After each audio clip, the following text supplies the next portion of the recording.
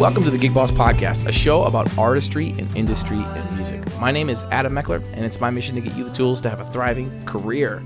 And today I'm talking with Ryan Christianson. Ryan is a trombonist who spent a whole bunch of time touring with the Dallas Brass, who also played with me in a band called Nookie Jones in his early days in Minneapolis.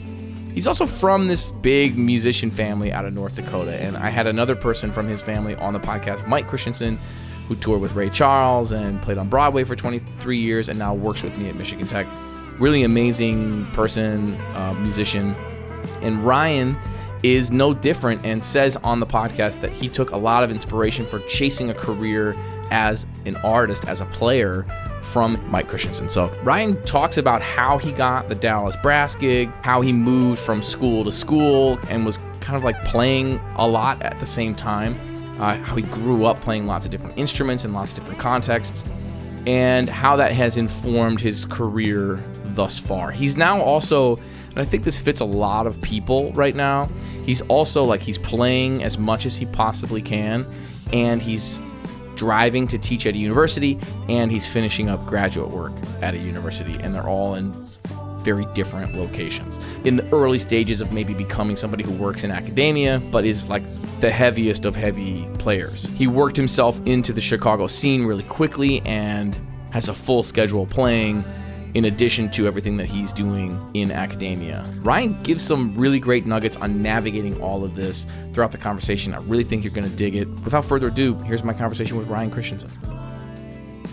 So how's it going, man? It's been a long time. Dude, yeah, it's been too long.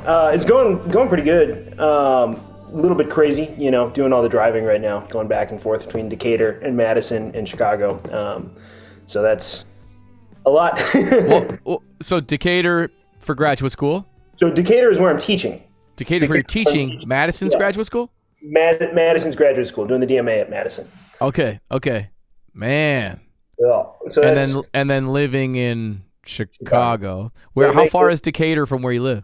It's about 3 hours. So it's about 2 up to Madison, 3 down to Decatur. So nice. It makes a nice little triangle. It's not a nice triangle, but it exists. It's not a nice triangle. This seems like the grind of like an early academic. You know, it's like it always seems like it's that kind of. It's like you got to teach somewhere to get some experience doing that. And like, where are you teaching at? Millikan University, and that's exactly what it is.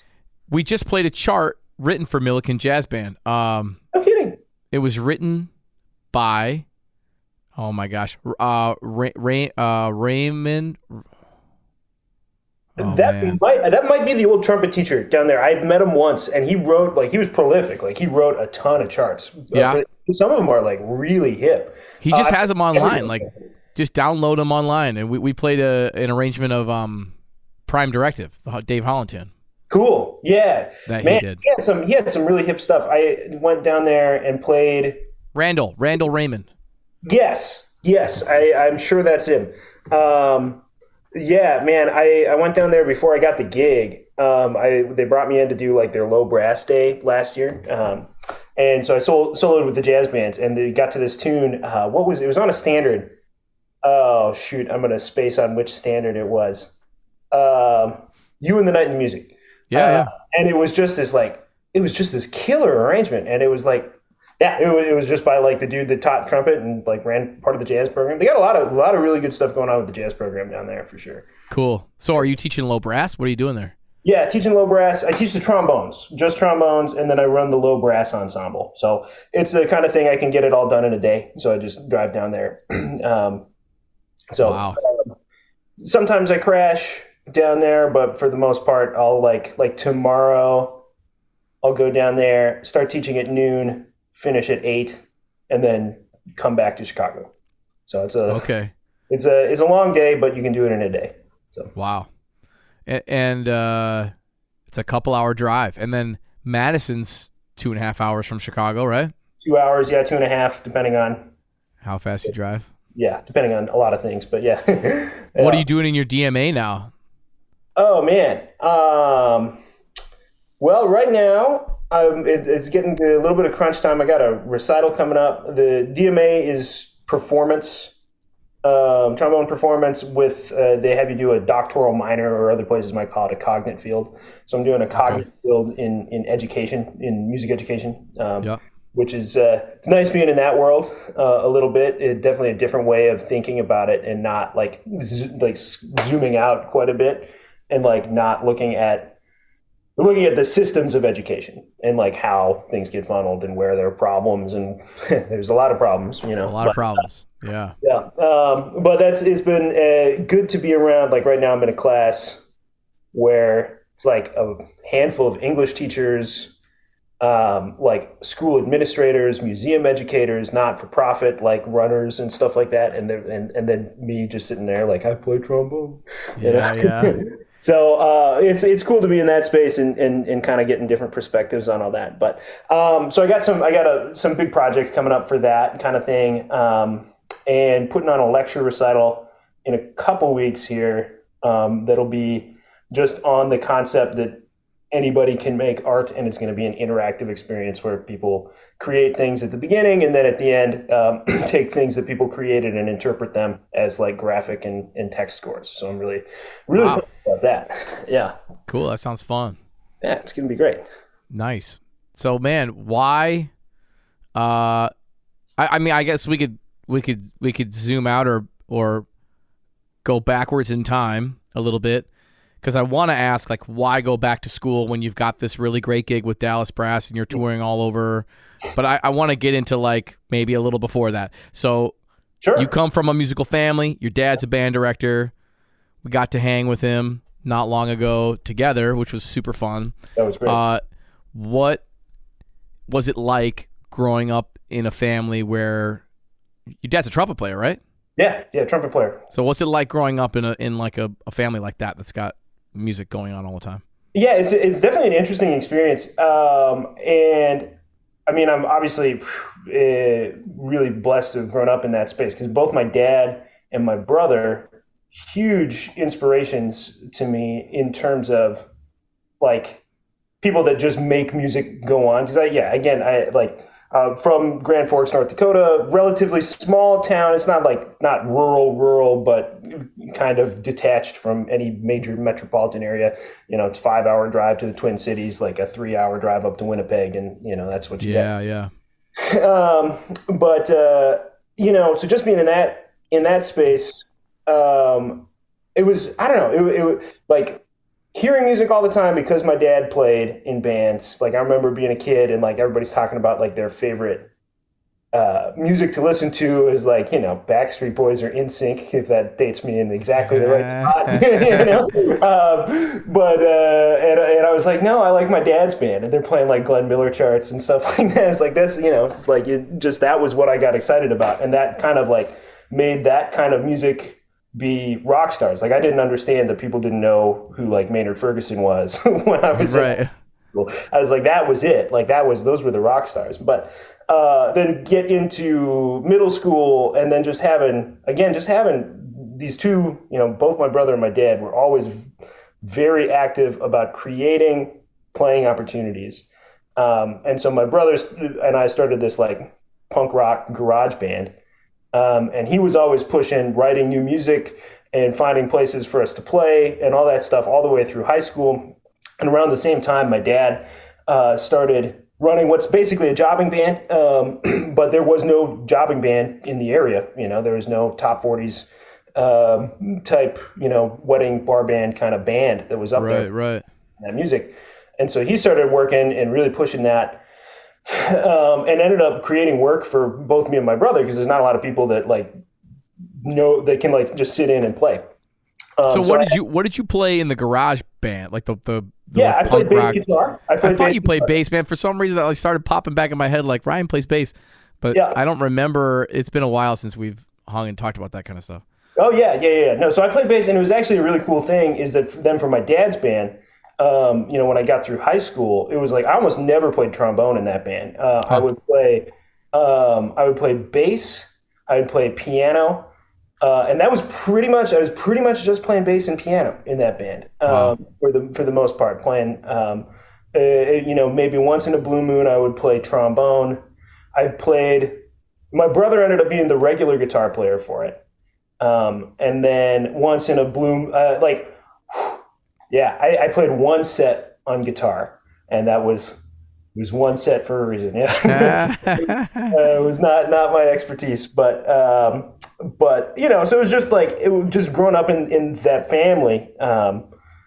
Where all of these things were happening, it was like I had this great opportunity to just get like kind of swept along with it, and it let me really kind of, from my end, I got to really just focus on like I can sit down and play whatever you need. Like where are you playing on Friday? What'd you book? Let me go figure it out, and I'll go play with you. So in a lot of ways, like coming from a small area where there aren't a ton of players, that's like a huge advantage for a young person coming up who is looking for opportunities or who can jump from instrument to instrument. Yeah. It's like, that's a great way. It's like, I always wonder, like, how do amazing players come out of small towns? And it's like, you're kind of spelling it out. It's like, my dad created the only jobbing band. I'm playing piano. I'm playing bass. I'm playing guitar. I'm playing trombone. I'm playing, it's like, yep.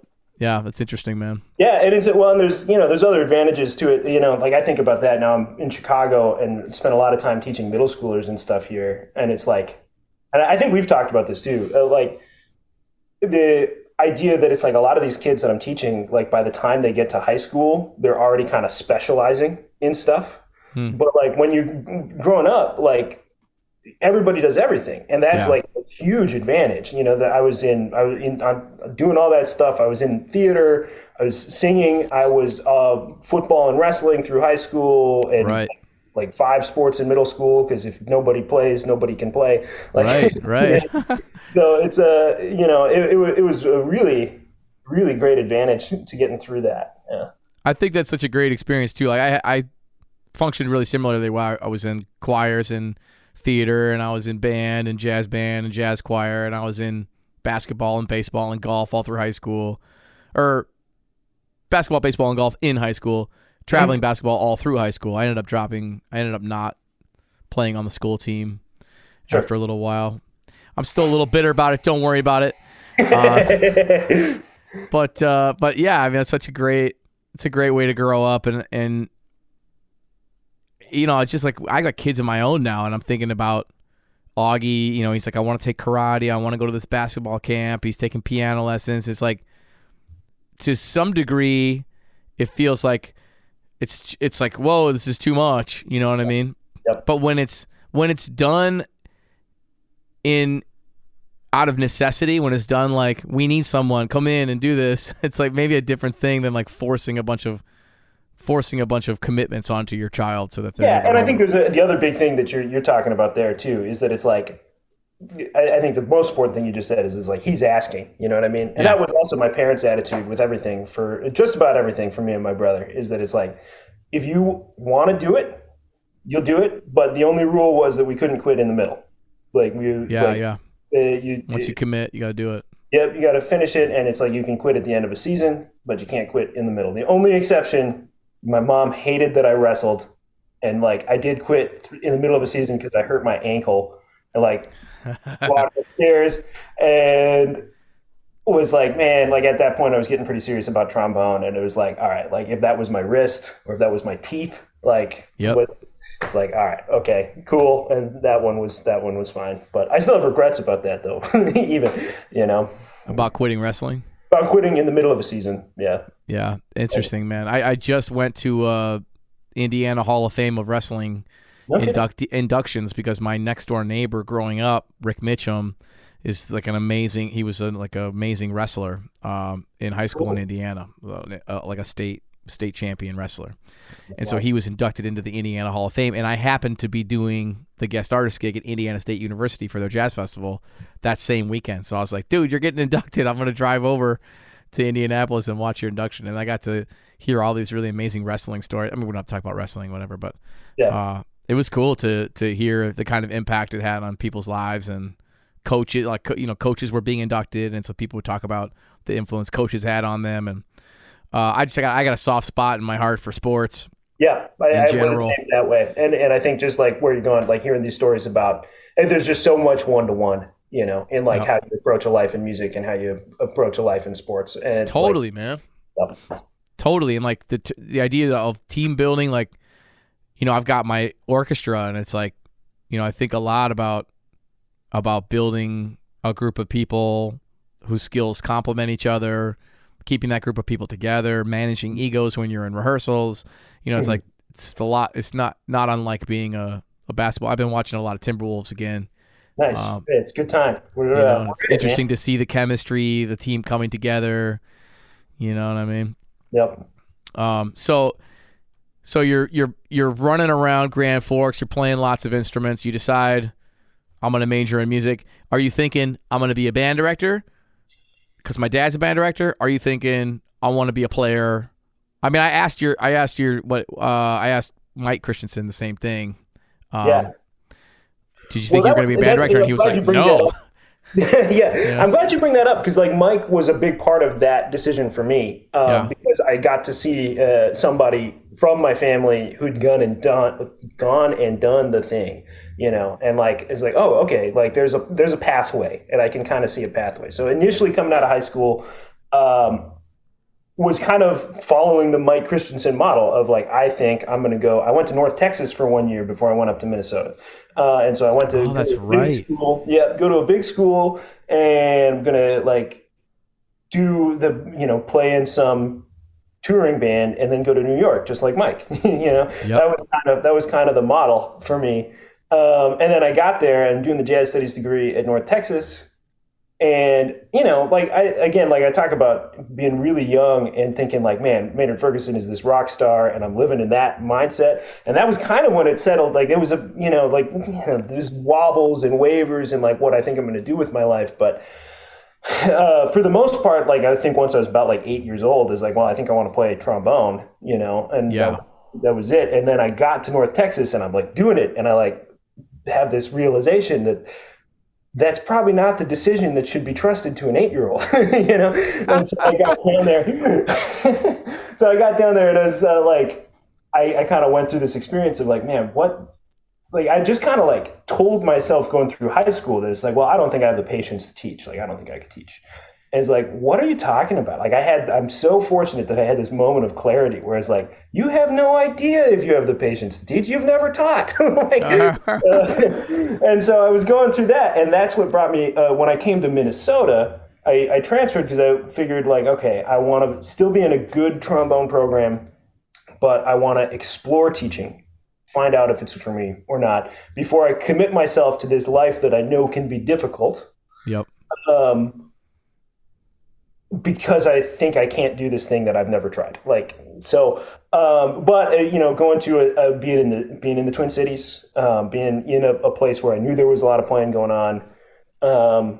Which is a little closer to home too. A little closer to home. And that was a big part of it too. It's like, I don't want to be all the way across the country doing a music education degree. Not for nothing, North Texas makes you, if I were to have stayed at North Texas and been a music ed major, I would have had to do marching band in Texas in August. And I did there was no marching band in my high school. I knew I had no ambitions towards running a marching band at any point. Yeah. So I was like, well, that's part of it. But really all the other stuff kind of laid in there heavier is like get a little bit closer to home, get my feet under me, still be in a good scenario to be playing. But like not be just, and even the idea of getting a jazz studies degree, like that's laser focused, Yep. Yeah. So I went to Minnesota thinking, treating myself like, I guess just kind of following my nose, I guess, if that makes sense. Just like I'm taking the classes, like I'm going to be a band director. But as I was playing, and I was really lucky to start subbing and playing on the scene a little bit, realizing like, okay, no, like I really like playing. And it's a possibility. Like I can, like things started to happen. You started playing pretty fast, like while you were a student, you were an undergrad student. I don't know that like, I played a lot while I was an undergrad, but I made all of my opportunities happen. It's like I booked all those gigs, and it was with Jana and a guitar player. It was a trio thing, and like we recorded a demo, and I passed it out at venues. And so and that was in Wisconsin, so that's like Fox Valley area. Yep. It's not like being in a bigger scene like the cities. It's like it seemed like you were like freelancing. You were like playing gigs, and then Nookie Jones found out about you somehow. Yep. It's like you started doing the thing with Nookie Jones, doing some tours, doing some pretty high profile shows. How did you get connected so quickly as a student? Yeah, that's a great question. And I think, again, that ties in with all this stuff we've been talking about, is that it's like, number one, I didn't think of it as being anything different than what I'd already been doing.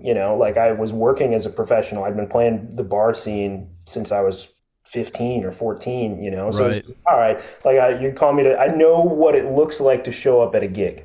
You know what I mean? And Yep. I know what it looks like to like sit down and read a book, like, and be able to play what's in front of you. So it's Yep. like, I knew that. So it didn't feel different. And it's like, honestly, I never really thought of it like that. I think in every situation, there's a couple people like you just, I've been talking to students at Madison who are asking about like starting a freelance career. And it's like, I think in anybody would tell you, it's like, if you get that first opportunity, you get that first knock on the door, and then you can start building on that. I was really lucky to be at Minnesota. I think the first person that started asking me to sub for him was Keith Hilson. Oh yeah.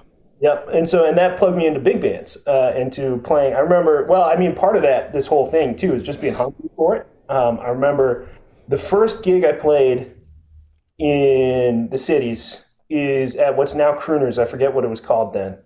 Yeah. Oh man, I should know this. Not Rossi's Blue Star Room. That was Hell's Kitchen.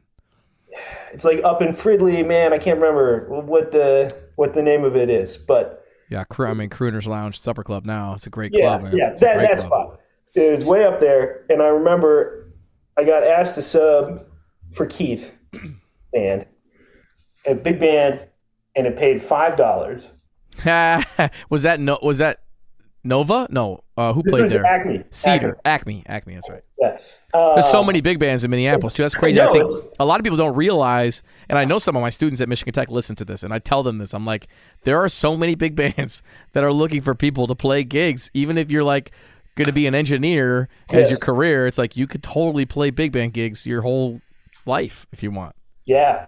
Dude, that was huge. And but so I took that, and it's like, because I knew this, like, man, just give me one opportunity. And I kind of had this idea, is like, I know I can, get connected. And more than any of that, I just wanted to play. Like, I wanted to be playing and feel like I'm doing the thing.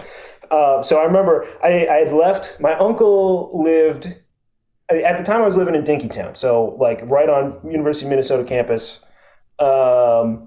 And didn't want to pay for a car, like parking and stuff. So I left my car at my uncle's place, which is like an hour out of the cities. And then I would just like come and pick it up when I wanted to go home to North Dakota. Wow. And so I remember one of my buddies had a car. So I paid my friend $20 to borrow his car to drive 45 miles to play a gig that paid $5 and came back. That's like that meme online that's like you pay whatever $5,000 car with a $1,000 instrument for a $500 whatever for a $5 gig. I don't remember what it is. Yeah, exactly. I mean, whatever. It's exactly that concept. But that was huge, man, for me, because I started playing with that band, and one of the cats in there was Gus Lindquist, and so I started playing with them regularly. And then when Gus used to tour with Lori Line. Oh, okay. Yeah, and so then when Lori was looking for a trombonist to do a tour, Gus gave her my name, and I got that gig because I took that $5 gig. Wow. And so man, that's such a great lesson in, like, you never know what gig could come out of something, even if it doesn't pay great. Mm-hmm. Man, like that Lori Line gig that's a pretty bad. It's like a salaried thing, right?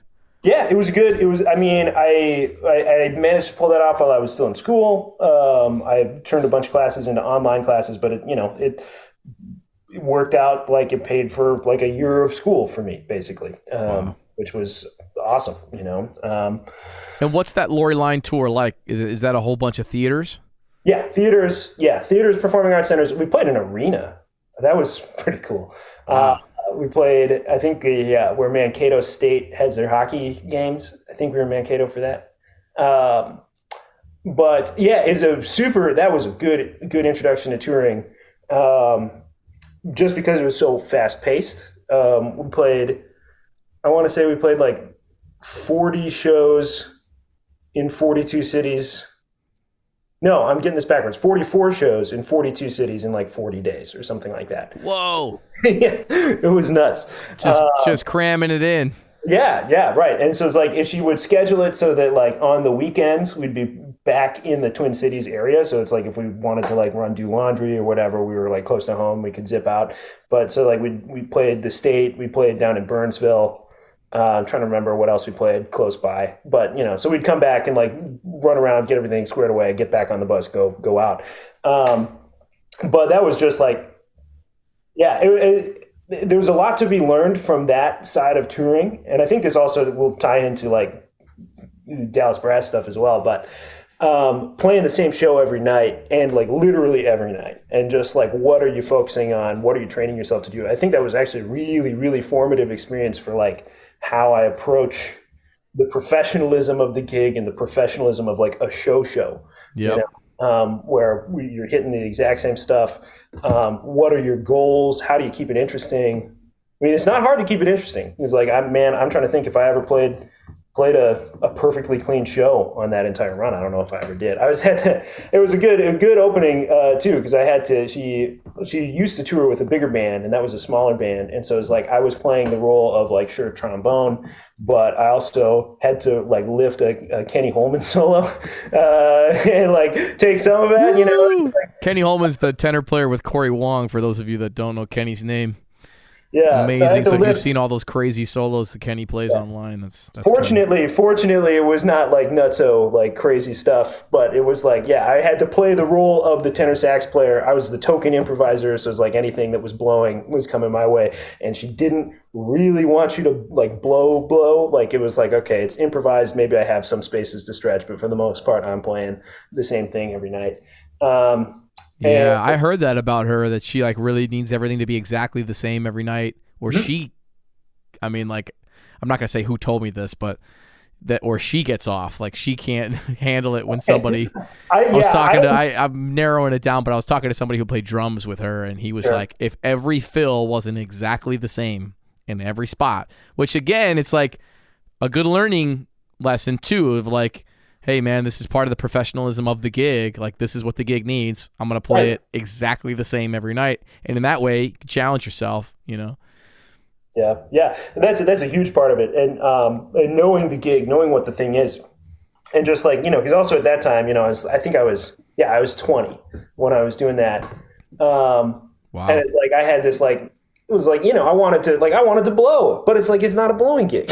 You know what I mean? Yep. It's like, that was a learning curve. And I remember talking to Dean Sorensen about that when I got back. And he's like, well, yeah. He was saying, it's like, this is the same thing as when he toured with the Miller Band. Like, you got to know what the gig is. Like there's spots to like do that, but there's also like, what are you doing? Like, what's this job? What is this job? Yeah, dude, even touring with Youngblood where it's like, slashes and chords. It's like, this is your time to improvise. If I played stuff that was too fast or too heady, it just went right over the head of the audience. It's like, what's the job of this band in this space at a club show? It's like, I'm trying to make people go woo. I'm trying to make people dance. I'm trying to, you know what I mean? So it's like, I had to simplify everything I was playing, play more, kind of like lean into the pentatonic, like minor pentatonic, blues, simplify, and really play rhythmic, something that really hits, you know what I mean? In those spaces rather than the stuff I wanted to play.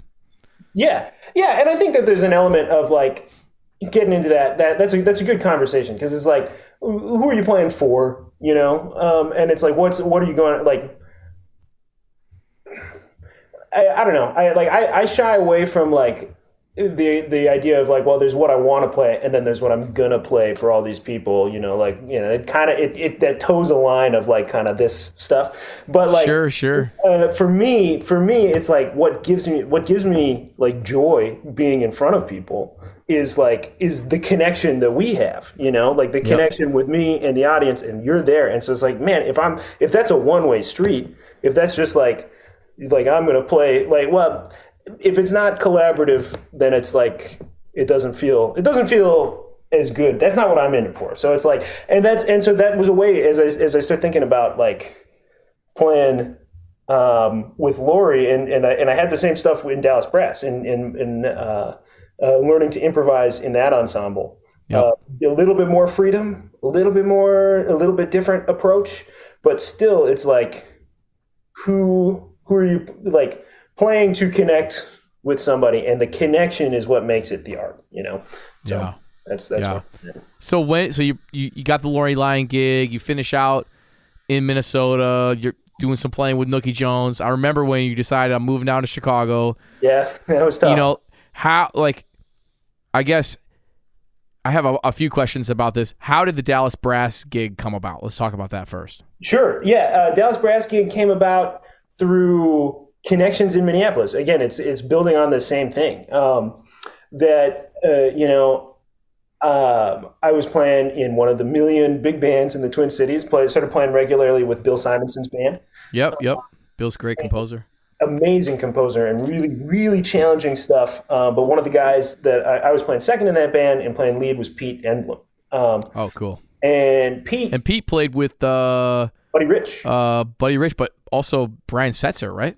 Yes. Pete, man. Setzer? That was like while he played with Buddy like back in the day. But yeah, Brian Setzer, like while I was still playing with Pete. And it was always great to get his stories coming back from Japan and all that. Yeah, cool.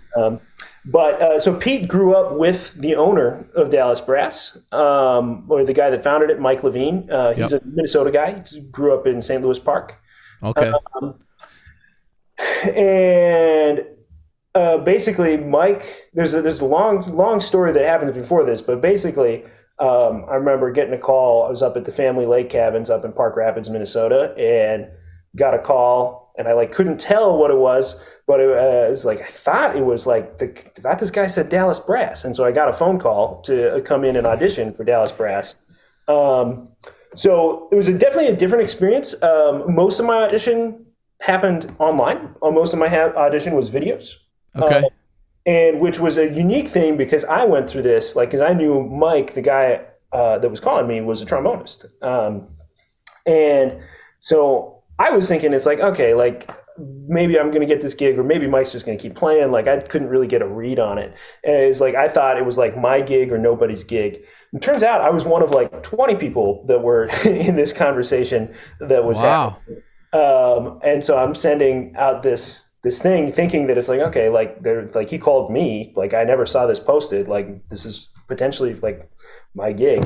And so I made a big list of excerpts from their show, different things that they wanted, as well as video, a talking video, how you would be acting in front of a group of students.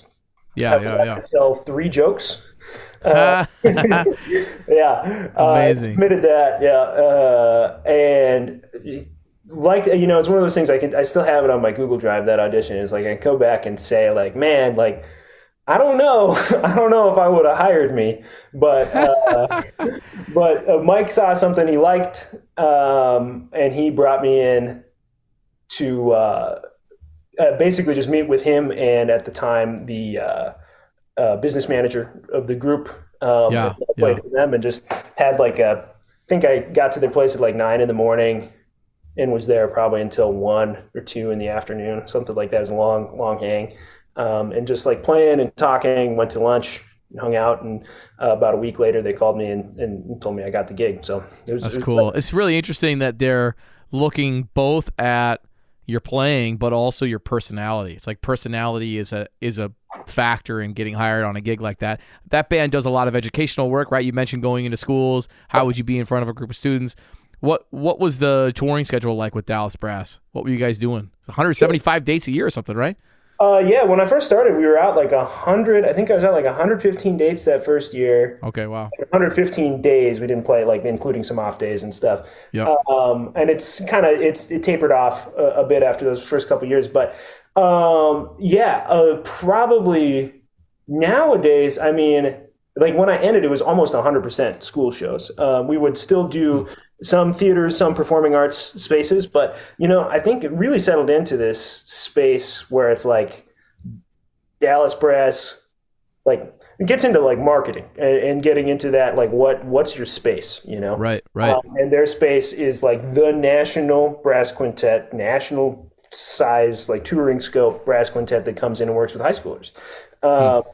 And so a normal day for us would probably be getting to a venue like, it's a long day. Yeah, get to a venue, depending on the situation, usually getting to the venue like 9 in the morning, or, it can be later than that. But usually running, Mike and our drummer would usually run a couple rehearsals. We usually play with 1 or 2 bands in most places we went.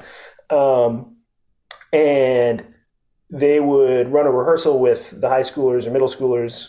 And then in the afternoon, we'd all get them together and we'd do a clinic. It's like very playing heavy clinic, really like just getting, coming back to this idea of like, if you can get 1 point across, like then we're cool. Like we want kids to come away with like one thing, and really the one thing we want them to be is like excited about band. Yeah, sure. So that really kind of drove the clinics. And then we play a show usually 7:30 at night, crash in the town, drive the next morning, go to the next spot, whatever. So that was kind of the zone for it. Did you leave that group because, I guess I could just ask, why did you leave that group? But I wonder if like you mentioned that the dates were slowing down a little bit. Did it become this thing that was like too big of a commitment?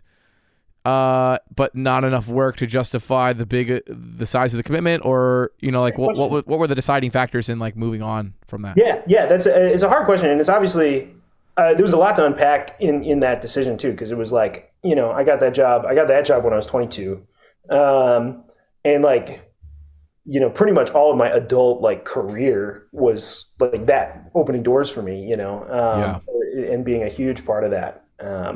And so it was like, man, it was a question of identity. It's like, man, if I'm not playing in Dallas Brass, like what, like what am I as a trombonist? Like I'm lucky to, be more grounded in my personal identity than that. But like but professionally, I didn't know what it was going to look like. I didn't know if people would still call me,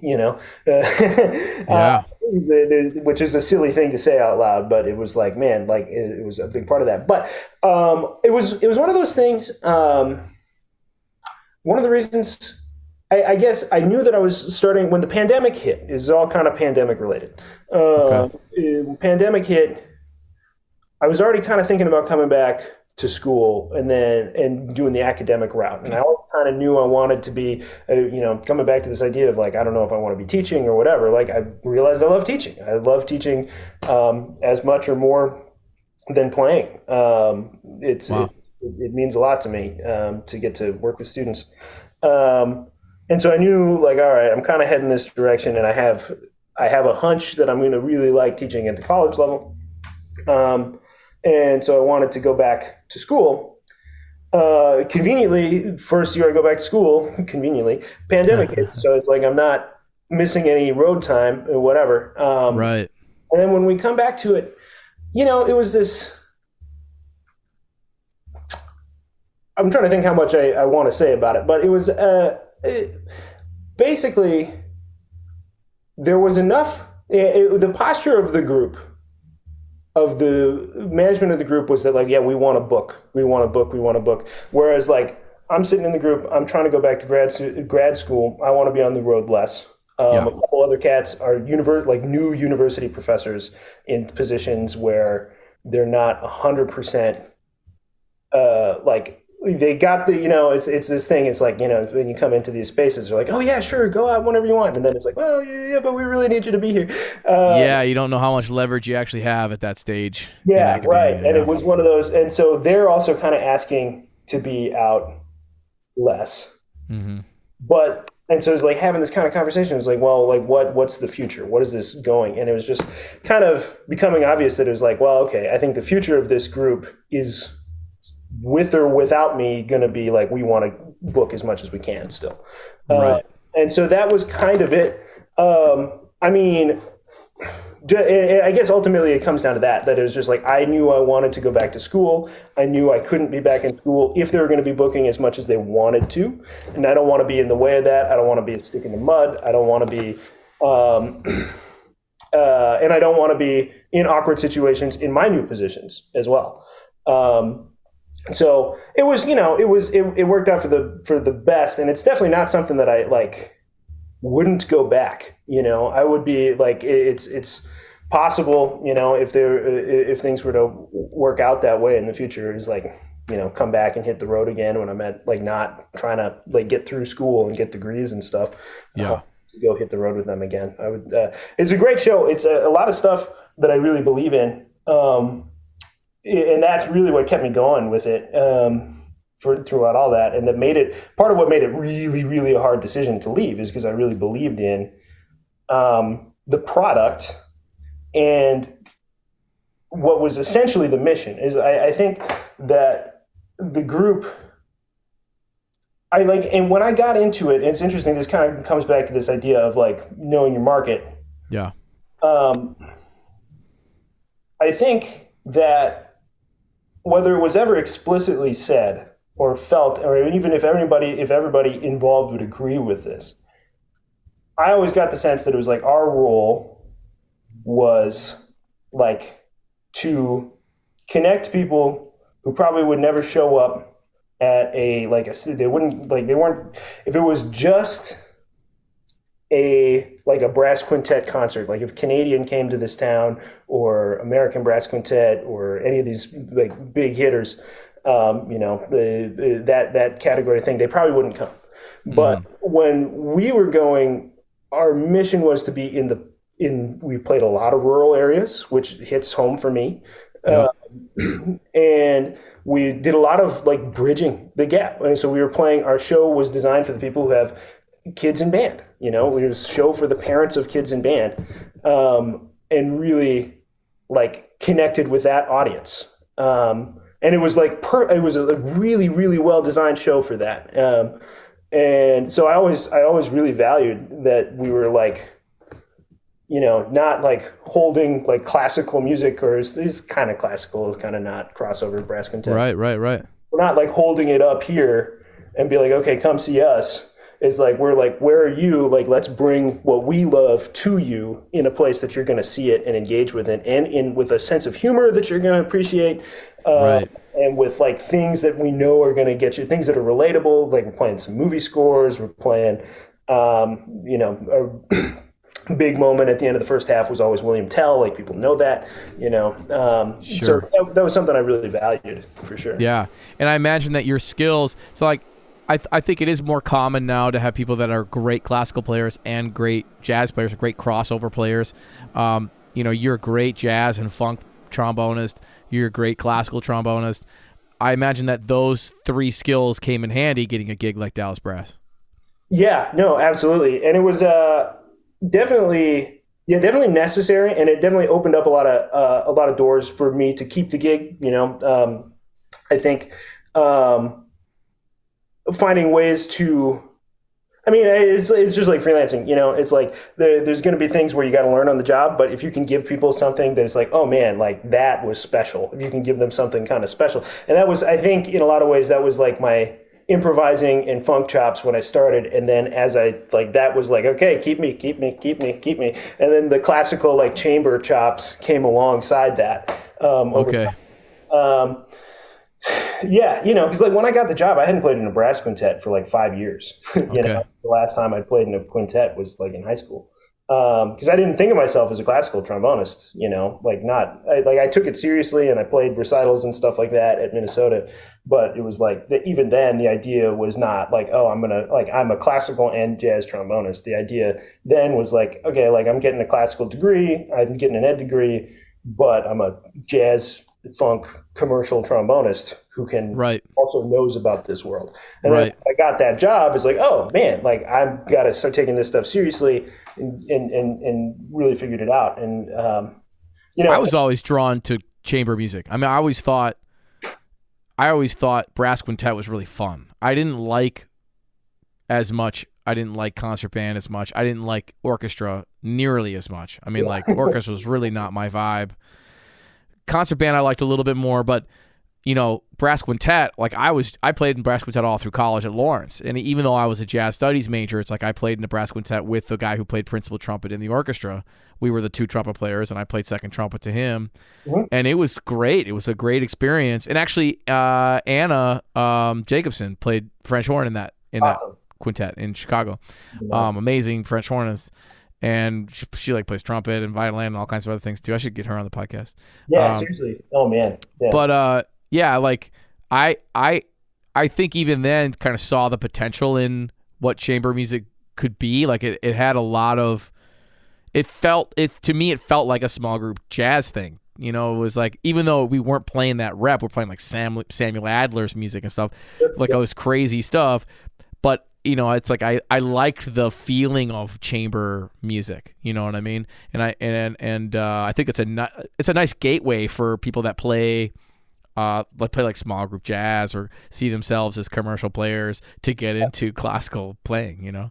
Yeah, yeah, and that's exactly what it ended up being for me. Is like, okay, now I'm in this space, and like that it ended up being a gateway to me getting into the classical world and taking it like very seriously. Getting, you know, was fortunate to win a position with a Milwaukee Ballet Orchestra. Played with them for a while, but you know, I think the big thing there too is that like that I hear you saying, or at least that it's like, man, like this is what I found is that it's like the skills are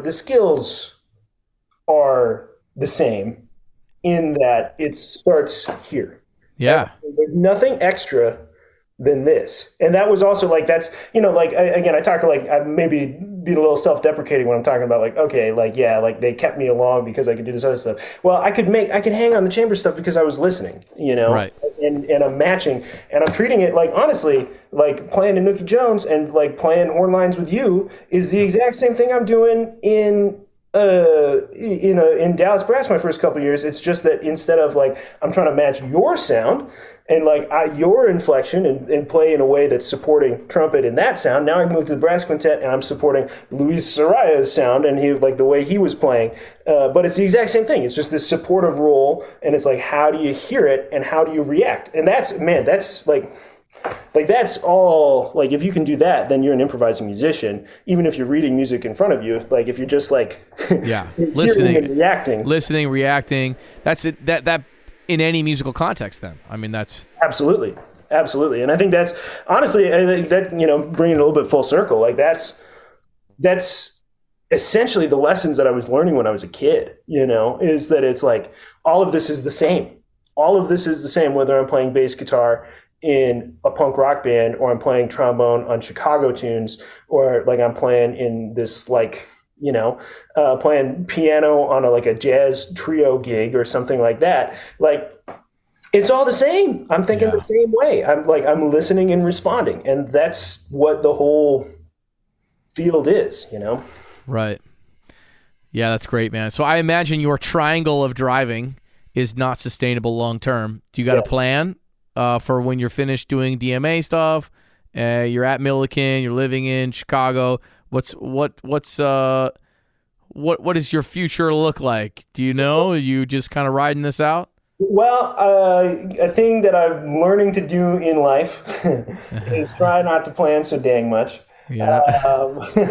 It's that same lesson of, man, really bringing it full circle. That same lesson that I learned when I was like first went to North Texas is that it's like, this was not the decision for an 8-year-old to make. That happens every day now. It's like, man, like, why are you deciding that? Then you don't know what you're talking about. So trying to stay open to it. We're really happy here in Chicago. And Sarah's got a lot of really exciting things going on. That's been really cool to see. My wife is a badass timpanist, and really gifted like administrator, which has been interesting to see. It's like she has no training in that, but she's stepping into these roles where she's like, it's just clear to see the impact that she has when she's asked to step into a role. And so she's got a role at Roosevelt University of California. So like with what she's doing and what I'm doing, it's like, yeah, maybe we'll be in Chicago for a while. Obviously my career trajectory, if you look at it, it's the look of exactly what you said, somebody who's starting off in academia, and somebody who's going after those jobs pretty hard. Whether that looks like me building at Milliken, that's a possibility. Whether it looks like an opportunity opening up a little closer to home and being here, or if it looks like, a few years down the road, looking at a tenure track job somewhere else, that's a possibility. So I guess the short answer is like, yeah, kind of riding it out, kind of figuring things out, taking it one day at a time, but just, lucky to be in this place where it's like, I know, like, there's always things to be doing and there's always, opportunities out here. So, yeah. So how did you get I guess to wrap it up, you're in Chicago now. It seems like you're freelancing a bunch in Chicago. How did you get connected in the scene in Chicago once you moved there? Like, I think a lot of people that listen to this podcast are trying to learn. They're trying to get gigs. They're trying to get connected in different scenes. Maybe they're moving somewhere new. Like, how did you get connected when you moved to Chicago? Man, well, you're gonna pump you up here, man. Who got me connected in Chicago first? It's that same idea from Minneapolis. One gig leads to another. Minneapolis, getting to be at school and subbing for a doctoral student at the time. That was Keith. Came down here.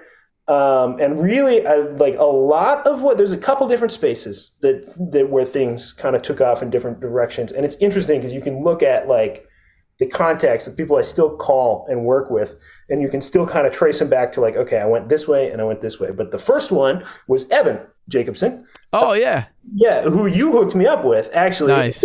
You know what? I don't think you intentionally hooked me up, but I came and saw your show with I don't remember what band you were playing with. Fat Book. No, it wasn't Fat Book because Evan wasn't playing.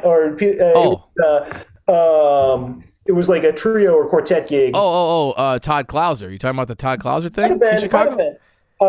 It was down in Wicker Park, and Evan was catching it. And you introduced him, and he was playing with a New Orleans band at the time. Right, 4-star. Yeah, 4-star. And so he at that time, I think I ended up stepping into that gig, kind of filling in for Joe Goltz a bit, I think. And Joe plays with Youngblood, for those of you listening. Yeah, man, Joe's I've been really lucky to fill in for Joe in a couple things. My other like main thing here is hi-hat. And so meeting Joe eventually too, that was another one, is like going and check out like some of the stuff where Joe was leading. Cool. And getting to know that was great. But again, like that plugged me into the New Orleans scene. Which also brings me back to Minneapolis. The reason I was able to jump into the New Orleans scene is because of the crazy Jack Brass rehearsals that we would have, and Mike would send me this list of like 30 tunes, and we'd rehearse like 7 of them and play the same 8 on every gig. But 30, man, I remember getting like 200. Well, I'm being generous. he said 200. He goes, "Here's 200." I was like, "Dude, I can't learn 200 tunes." Dude, that was such a formative thing, and honestly, that's a huge and me trying to like keep up with that and learn in that way and learn that style, and then just get to like what that does for your ears, you know? Oh, totally, man. I mean, I got so much love for that period. I mean, I've said this on the podcast before, but I almost quit Jack Brass during my master's because I joined while I was getting my master's, and I was like, man, I'm trying to learn the Tomasi and I'm trying to learn all these the Honegger. Like I can't be learning like 200 brass band tunes. And at that time, he didn't have a grouped tune list. He didn't have like learn these 10 trads, learn these 10 modern tunes, and then learn these 10 trads and learn these 10 modern tunes. He just sent me a list of tunes, 200 some tunes, and gave me the password to the online database of bootleg recordings and said, get to work. And I was like, yo, I don't think I could do this. And he said, man, hang out, dude, just like stay with it. It's going to be okay. And I'm really glad I did. I mean, like, obviously it's opened up so many opportunities for me, and I teach using New Orleans style brass band music now a lot. Teach everything by ear. I just love it as an educational tool. I love it as like instrumentalists don't get ear training enough as young players. They get an instrument and they get a book, and there is a big disconnect between what music actually is, which is its oral tradition. Yep. There's a big disconnect with people who come up in the United States band programs. And so, New Orleans brass band music has been this huge gift for me. Totally, man. Yeah. And that's like, first of all, glad to hear. And it's like, it's exactly like, that's my teaching practice in a significant amount as well. Everything's ears, everything's singing, identifying things. When I was working, I used to teach a lot of like beginners, like 4th through 8th grade ages. And it's like, we're improvising, we're playing back and forth by ear, we're doing call and response, all that stuff like immediately. And they can do it They absolutely can do it. It's not like, just don't make it sound like it's going to be hard. They're already going to be able to do it. Totally. And then, I mean, like what you're talking about too, I'm just excited because I'm thinking about it. Like this kind of approach and how it applies to lessons and future educators, that's actually what my dissertation is probably going to be moving towards. So I'm excited to get that stuff out there and get that working. But to come back to like the New Orleans stuff, because I had that experience with Mike, and learning all these tunes, these big sets. Yeah, I was fortunately, he did break it down into like, okay, here's like modern set list 4, and here is like trad set list 2. But still, that's because of me. It's because of me. Because I bitched a lot about that. I was like, come on, man. I'm going to get you. Next time I see you, I'll buy you a beer for that. Yeah, right. I don't drink anymore, but that's all right, man. Give me a tea. We'll find some equivalent. But, so then when I came to Chicago and I'm sitting in with 4-Star for the first time, it's like, oh yeah, like I know all these tunes because Mike, like it's all the same repertoire for the most part. Yep. And Mike, his repertoire that he put in front of us was so expansive. Yep. And even if I don't know a tune, like was not infrequent that I'd get called on a jack brass gig and I don't know a tune super well, but I'm sitting next to Hanzelka and I'm sitting next to Scott and Aggie. Yep. Yeah, Aggie and Gus, all those cats, and it's like, man, like I'm going to learn because I'm listening to you, and I'll figure it out by hearing what you're doing and like harmonizing what you're doing, and that kind of thing. So that made it possible for me to come here and step into that scene. So that was big. And the other thing too, when I came to Chicago, was just doing the thing, hitting sessions, hitting jam sessions where I could. But that opened up a lot of possibilities. But I think again, comes back to big bands as well. Like that's playing in a big band. I started working with a couple different big bands right when I got to town. And that just came got my first big band gig from cold calling, band directors looking for students. Huh. And I was looking because I wanted to teach, and I sent like 40 emails to band directors, and 35 of them didn't say anything. 3 of them said no, and one of them said all of our students go to this other not-for-profit after-school thing, but we'd love to have you in to do a masterclass. Great, okay, like $50 there. And then the other one was like, no students for you, but I know your buddy in Dallas Brass. I know that, I know who you, I have an idea of who you are because you have this attached. Would you fill in for me on a gig? And it's like, and that was it. That was it. I took that one gig, and then all of a sudden I'm plugged into the big band scene. And then because every big band is like all of this other stuff, it's like there's you're sitting there with 17 cats. Some of them are just hobbyists, but some of them are hobbyists that are going to hire you to play at their church. Some of them are hobbyists, and some of them are you never know, man. I've played a bunch of gigs with Roger Ingram that you would not expect Roger Ingram to show up on. Hell yeah, man. I've heard that he'd play.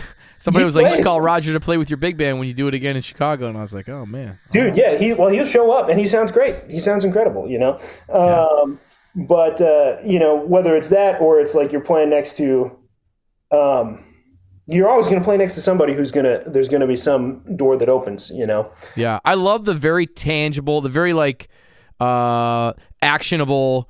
I sent 40 emails to 40 band directors. I love that idea of it takes a little bit of grunt work, but hey, this is what I did and this is how I got a masterclass and a gig that ended up leading to a whole bunch of other things. And 38 people ignored me. I mean, it's essentially 35 people ignored me, 3 people said no. It's just that's, man, that's such a great lesson. And get it done, go do it.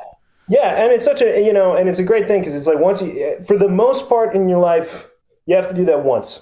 You have to do that once, and then once you start to develop a reputation as somebody who can do the job, then it's then everything splinters from there, and it's you can get more opportunities and build more stuff. But but it starts with that, and it was man, well, honestly, I was lucky. I still think of it I came to Chicago fully expecting to play in Dallas Brass and just drive Uber, because I figured it was going to be forever before anybody would give me a call. Wow. But nothing wrong with that. I know cats that do that, and that's great, I guess just like taking that first step and just getting lucky to get that first call, and if I hadn't gotten it, I still think it would have happened, but just by just finding is whenever it happens, you just got to find that one notch to get your toe in the door, and then things start to fall into place, and you start to find your role and your skills based off of what's being asked of you. So yeah, dude, awesome. Hey, man, I don't have to keep any more of your time. Is there anything you want me to link in the show notes? You want me to link your website? I figured I'd link your website, link social media. Oh, dude, I'm like Stone Age level. I don't have a website. Oh, that's right. I looked up Dallas. You're on Dallas Brass's website, but yeah, I still am somehow. No, that's cool. So, there's nothing on there, but if you want to link people to, there's nothing on there about me, but if you want to link people to Milliken, that would be a cool idea. Cool. I should have this ready, but I think it's milliken.edu/SOM School of Music. See some of the cool things that are going on there. That would be great. I think that would be the best place to go. So cool. Sweet. Dude, thanks for taking the time to tell your story, man. Appreciate it. There's a lot of great nuggets in there. Dude, I appreciate getting to chat with you, man. It's good to see you. Yeah, likewise. Hey, thanks so much for listening to my conversation with Ryan Christianson. If you dig the show, tell a friend or post about it on social media. Throw your favorite episode up in your stories on Instagram and tag @GigBossApp. If you listen on Apple Podcasts, hit the plus sign so that you don't miss any great episodes, and hit the follow button on Spotify if you're listening on Spotify. We also have a YouTube page called Gig Boss. You can watch all of my interviews there because they're all done via Zoom, and there's video of all the conversations. If you're a performing artist or band leader, I made an app for you. It's called Gig Boss. It's a way for you to organize your career. You can organize your schedules with your bandmates. You can create groups and create events, organize the details, link charts and recordings in the notes, and track your finances. I am wildly active as an artist, and if you want to follow what I'm doing, I'm at Adam Meckler, ADAMMECKLER on Instagram. Thanks for listening. See you next time.